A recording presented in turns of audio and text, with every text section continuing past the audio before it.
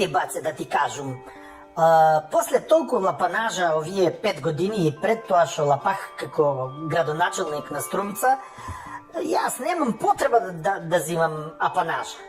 Апанажа е за селјациве, за тие што се аздесани, за тие што не знаат да го искористат својот мандат правилно.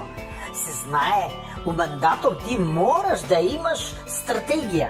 Секој ден да има по еден пациент кој што ќе дае по 1 евро за тебе, по 1 евро за бате и по 1 евро за црквата, значи па за мен. Пошто црквата не е признаена, бе. Как може на непризнаена црква да се дава 1 евро? За тие апанажата, не е за мен. Јах имах лапанажа. Еве, Боки, он сака да сведочуе там на тоа апарато. Нека сведочуе на апарато, бе. Нека оди на кој сака апарат. На аспиратор, ако сакат, нека го стават, бе. На аспиратор нека го стават, ако сакат. Што е проблем? Ќе видиме како дише, как дише, може нема ни да дише за некое време. Не се знае, утре дено што носи.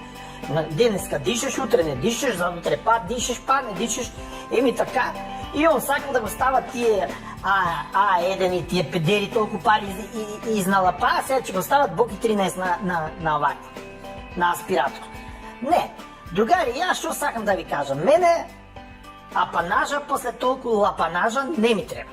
Јас тие пари ќе ги посветам на некој друг, еве Таче нека ги земе. Видовте ли што е убав, бе? Леле, каков е личен, бе, като си ја личка е, леле. Там стои овој Вучко, голем, убав, па Еди, голем, убав, и ово маленко, като си ја личка, уголо свете, как звезда северница свете, бе. Немогуче е тоа как свете тој Таче, многу убаво дете. Јако ќе одберам. Това е одбрано. Не, оно е Бранко. На 15 септември, на 15 октомври, дърн, яриня, трест ми се яйцата, трест ми се мадината. Шо направи, бе, он за 4 години, бе? Шо направи, бе? Он не знае ни лапанажа да направи, бе. Не знае ни да разпореди еврата, бе. И много троше за вискито. Я виски не пием. Я пием само таа водата за корнишони, што е. Много хубаво, С витамин. Слушам сега и джерманците ја исторале да нема снег. Сега на Дујче му предложам да купува од мене вода од краставици, оваа што не е сипана у корнишончината, и да сипаме тоа на место на снегот. И сите пари ќе останат. Тоа е лапанажа, тоа е вистинска лапанажа. А не, снег ќе падне, сол ќе фрламе, она ќе трошеме. Нема што да трошеме. Така да знаете, јас се враќам во моите фирми.